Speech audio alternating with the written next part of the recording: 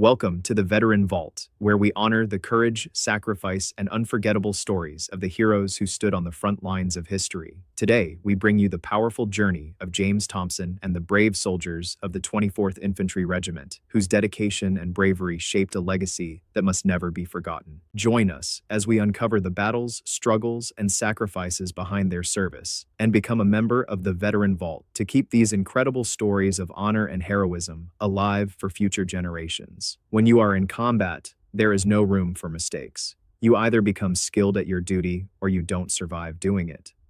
That reality teaches you to stay alert, listen carefully to your NCOs and squad leaders, and follow the instructions given to you.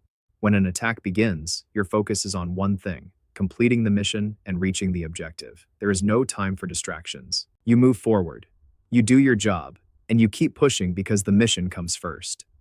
James Thompson served with the 24th Infantry Regiment, the legendary Buffalo Soldiers of the 25th Infantry Division. He was born and raised in Brooklyn, New York. Growing up, he experienced the challenges of city life and found himself getting into trouble as a young man. Eventually, his actions led him to a turning point when a judge and his mother made the decision that would change his life forever. He remembered that moment clearly. He had never really thought about the army before, but suddenly he was told that military service was his next step. In 1948, he entered the United States Army, beginning a journey that would take him far beyond the streets of Brooklyn. He was transported by train from New York, eventually arriving in New Jersey at Fort Dix for basic training. During the journey, the group of recruits included both black and white soldiers. At that time, many of them were unaware of how deeply segregation affected the military. They talked, laughed, and shared the experience together, not realizing that things would soon change. When they arrived at Fort Dix and stepped off the buses, the reality of segregation became clear. Soldiers were directed into separate areas based on race. James found himself entering a completely different world than he expected. That night, when he walked into the large barracks area, he saw many black soldiers gathered together. It was the first time he truly understood that the army was divided by segregation. At that time, black soldiers were often referred to by terms that reflected the racial attitudes of that era. The military was still deeply separated, and Fort Dix was no exception. His entire basic training experience was segregated. His battalion, his company leadership, his officers, and his non-commissioned officers were all black. When asked about his basic training, James explained that despite the difficulties, he actually enjoyed the experience. For him, it was a place where he learned discipline, responsibility, and teamwork. He respected his instructors and listened closely to the NCOs who guided them. Many of those leaders were World War II veterans who brought their experience and knowledge to the next generation of soldiers.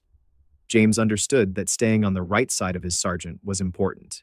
If you failed to follow orders or showed a lack of discipline, there were consequences. Soldiers could be assigned extra duties, including kitchen patrol and other demanding responsibilities. Life in the barracks was not always comfortable. During cold nights, they had to stay awake and make sure the heating systems and fires were maintained so the building remained warm. Training was physically and mentally demanding. Soldiers had to stay focused during classes, and if someone lost attention, instructors quickly reminded them to stay awake and pay attention. But James saw those challenges as part of becoming a soldier. Basic training taught him to listen, adapt, and develop the discipline needed for military life. He completed his training in April 1948, after which he received a 30-day leave before returning to duty. When he came back, he reported to Camp Kilmer, New Jersey. Soon after, he received orders that would take him overseas. His next destination was Europe. In June 1948, he arrived in Bremerhaven, Germany, beginning a new chapter of his military career. Europe introduced him to another side of Army life. Even there, segregation was still present. During the processing procedures after arriving by ship, he noticed that the Army remained divided. White NCOs were organizing and directing the soldiers, which was one of the first times in a while that he had encountered that kind of environment. After arriving in Germany, the soldiers were separated and transported by train to Kitzingen, Germany, where they went through additional processing and training. This was where they received their assignments. James was eventually placed with the 37th Infantry Regiment. With his new unit, he continued training, stood guard duty, participated in military ceremonies, and prepared himself for whatever responsibilities came next. Toward the end of 1948, around September or October, his unit participated in large-scale military maneuvers at Grafenwohr, Germany. For James Thompson, the Army was more than just a job. It was a place where he learned discipline, discovered his own strength, and became part of a generation of soldiers who served during a changing period in American history. His journey from Brooklyn to the battlefields and training grounds of the military represents the determination and courage of the Buffalo Soldiers, who continued to serve despite the barriers they faced. Their stories remain an important reminder of sacrifice, perseverance, and commitment to duty. After our training, the situation changed. The 1st Division did not want us assigned with them, so the Army placed us with the 2nd Constabulary Regiment instead. We began conducting military exercises against the 1st Division, and that is how we became part of the 2nd Constabulary, often called the Circle C Cowboys. That became our identity during our time in Germany. We remained there through 1949, constantly training and preparing ourselves. We spent a large part of every year in the field, sometimes nearly 9 months out of 12. The training was intense, and we were always moving, practicing, and improving our skills. The Army was making sure we were ready for whatever mission came our way. Then, around July 1949, we received orders that we were returning to the United States. At first, I could hardly believe it. After being overseas and building a routine there, suddenly, we were being sent home. We returned to Camp Kilmer, New Jersey, where I received another period of leave and was able to spend time back home. But after that, we reported back to camp, boarded troop trains, and began another long journey. This time, we were heading west toward Washington State. From there, we boarded a ship bound for Japan. I believe it was the USS Patch, although after so many years, some details are difficult to remember. The trip across the ocean was long, taking several weeks before we finally arrived in Japan. When we reached Sasebo, Japan, trucks came to pick us up and transport us to our new home station in Gifu, Japan. That was where the 24th Infantry Regiment was stationed. We joined the unit and became part of the group replacing soldiers who were rotating back to the United States. Most of the men who arrived with me were assigned to the 3rd Battalion because many soldiers from that battalion were completing their service and returning home. I eventually became part of L Company, 3rd Battalion, 24th Infantry Regiment. Then came the moment none of us expected. We found out that we were going to war. It happened on a weekend, probably a Saturday or Sunday. Many of us were at the club, which was a place where soldiers gathered, listened to music, relaxed, and spent time together. Suddenly, someone walked in and turned off the music. Everyone became quiet as an announcement was made. We were told that North Korea had invaded South Korea. At first, many of us did not fully understand what that meant. We were sitting there thinking, North Korea? South Korea? Where exactly is that? It was a distant place we knew little about. But quickly, we realized that this was not just news happening somewhere far away. It was something that would directly affect our lives. We soon learned that the 24th Infantry Division had already been involved. At that time, the division was still segregated, and there were no black soldiers serving in those units. They had been sent to Korea as part of Operation Smith, an advance force that was among the first American troops sent into the conflict. This was during the later part of June 1950. We heard about Operation Smith and started following what was happening. We knew that those soldiers had already entered the fight, and it became clear that our turn might come soon. By late June 1950, our unit was placed on alert. Everything around us suddenly changed. We began receiving new equipment, supplies, and weapons. Before this, many of our items were still from World War II. We had been requesting updated equipment, but suddenly, everything started arriving quickly. New gear appeared almost overnight because the Army was preparing us for combat. On July 13th, I arrived in Korea with the 3rd Battalion of the 24th Infantry Regiment. I remember stepping off the ship and beginning the next stage of our journey. We moved from the port directly to trains, where we were loaded up and transported inland. The train ride lasted around 4 hours, maybe longer. As we traveled, we could see other trains moving in the opposite direction, carrying Korean civilians and soldiers. The reality of the war started becoming more visible with every mile we traveled.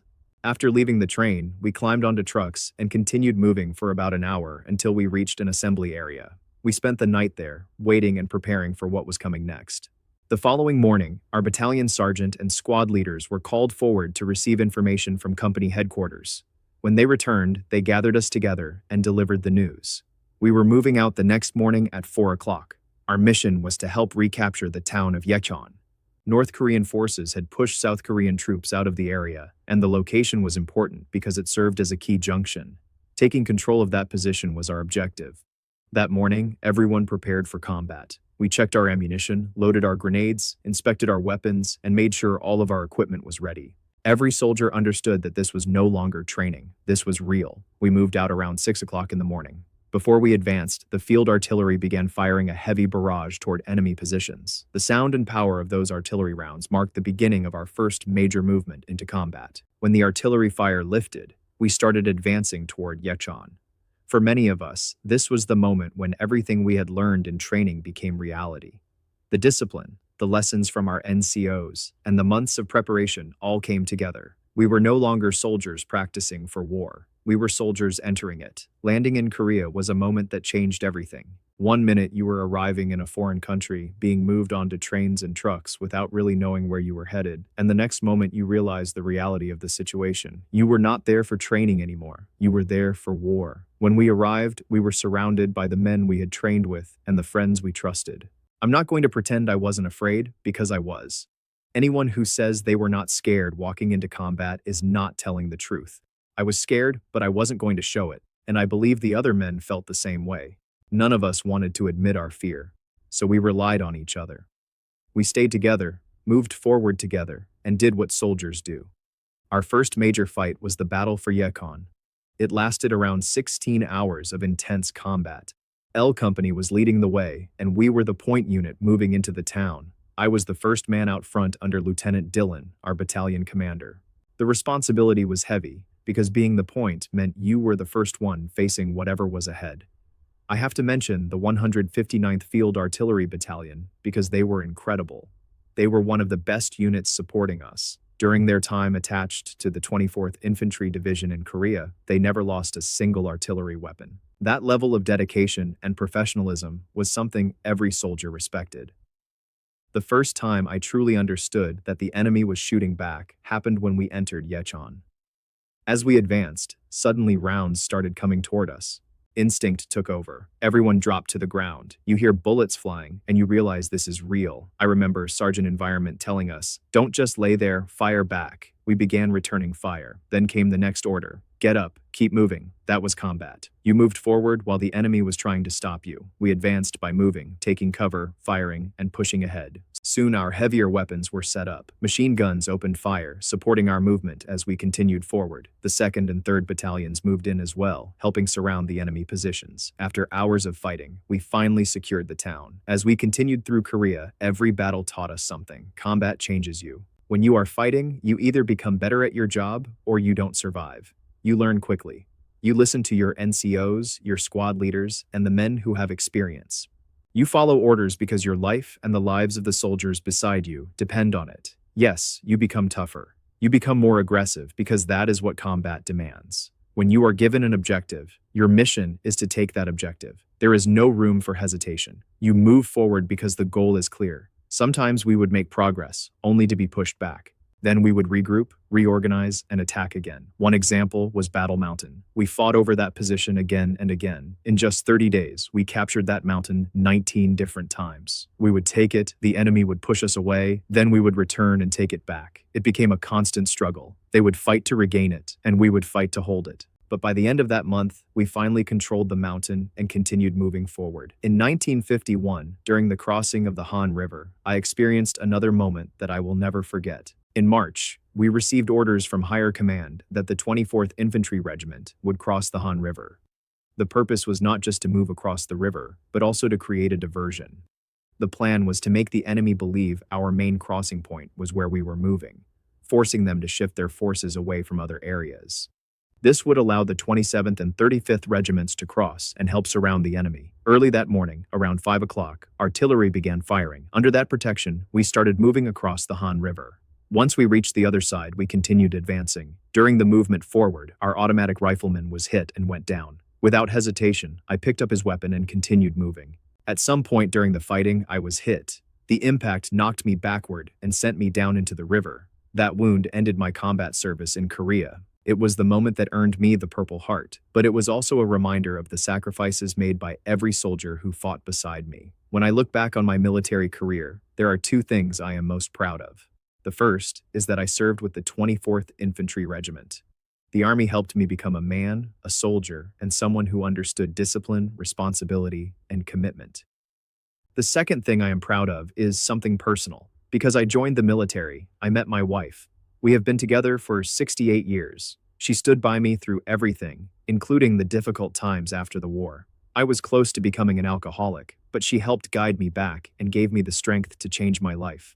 Having my story preserved for future generations means a great deal to me because this is not just Black history. This is American history. The sacrifices and contributions of Black soldiers are part of the story of this country. Young people need to know what Black troops accomplished, the challenges they overcame, and the courage they showed while serving their nation. These stories remind us that courage does not come from where you are born or the obstacles placed in front of you. It comes from the decision to stand up, serve, and do your duty when your country calls. The story of James Thompson and the 24th Infantry Regiment, known as the Buffalo Soldiers, represents one of the most important and often overlooked chapters in American military history. Their journey was not only about fighting a war on foreign soil, but also about fighting through the challenges of segregation, discrimination, and limited opportunities while still serving their country with honor and dedication. After World War II, the United States military was still largely segregated. Black soldiers served in separate units and often faced unequal treatment despite wearing the same uniform and accepting the same dangers as every other soldier. The 24th Infantry Regiment carried a proud legacy that stretched back to the era of the original Buffalo Soldiers, African-American troops who served on the American frontier after the Civil War. These soldiers built a reputation for courage, discipline, and determination, despite facing prejudice both inside and outside the military. When James Thompson entered the Army in 1948, he entered a military system that was beginning to change, but had not yet fully transformed. His experience at Fort Dix showed the reality of segregation. Soldiers were separated by race, trained separately, and assigned within segregated structures. Yet within those limitations, Black soldiers developed strong bonds, leadership, and pride in their units. The men who trained them were often veterans of World War II. These experienced NCOs understood that discipline and teamwork could mean the difference between survival and death. They taught younger soldiers that combat was not about individual bravery alone. It was about trusting the man beside you, following orders, and staying focused when fear and uncertainty surrounded you. When the 24th Infantry Regiment arrived in Korea during the Korean War, they faced a completely different kind of challenge. The Korean Peninsula had become a battlefield between North Korea and South Korea, drawing in forces from the United States and other nations under the United Nations command. The war was brutal, fought across mountains, villages, and difficult terrain where soldiers often battled extreme weather, exhaustion, and a determined enemy. For soldiers like James Thompson, the transition from training to combat happened quickly. They arrived in Korea, moved by train and truck, and soon found themselves preparing for their first battles. There was no long period to adjust emotionally. The sounds of artillery, the movement of troops, and the reality of enemy fire became their new world. His description of fear is one of the most powerful parts of his story. He openly admitted that he was scared, but he also explained that fear was something every soldier carried. Courage was not the absence of fear. Courage was continuing forward despite it. The men depended on each other because everyone understood that survival depended on teamwork. The battles fought by the 24th Infantry Regiment showed the intensity of ground combat during the Korean War. Soldiers often attacked and defended the same positions repeatedly because controlling a single hill or town could determine the movement of entire armies. Battle Mountain became an example of this brutal fighting. Positions changed hands many times because both sides understood the strategic importance of the terrain. The experience of combat transformed these soldiers. Training became instinct. Listening to NCOs, understanding battlefield commands, maintaining weapons, and moving as a unit became necessary for survival. A soldier could not afford hesitation. Every decision affected not only himself, but also the people fighting beside him. The Han River crossing in 1951 was another example of the dangerous missions these soldiers carried out.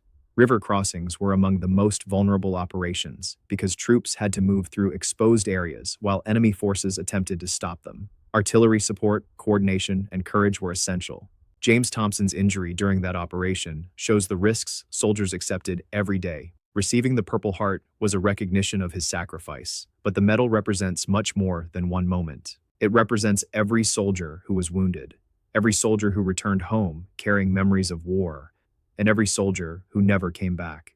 What makes James Thompson's story especially meaningful is that his service happened during a time when Black Americans were still fighting for equal rights at home. These soldiers defended democratic ideals overseas while experiencing inequality within their own nation. Their service helped challenge old beliefs about race and capability and contributed to the eventual integration of the United States military. In 1948, President Harry Truman signed Executive Order 9981, which began the process of ending racial segregation in the armed forces. The experiences and achievements of Black soldiers during conflicts like World War II and Korea played an important role in proving that military effectiveness depended on ability, leadership, and commitment, not race. The legacy of the Buffalo Soldiers and the 24th Infantry Regiment is not only about battles won or missions completed, it is about perseverance.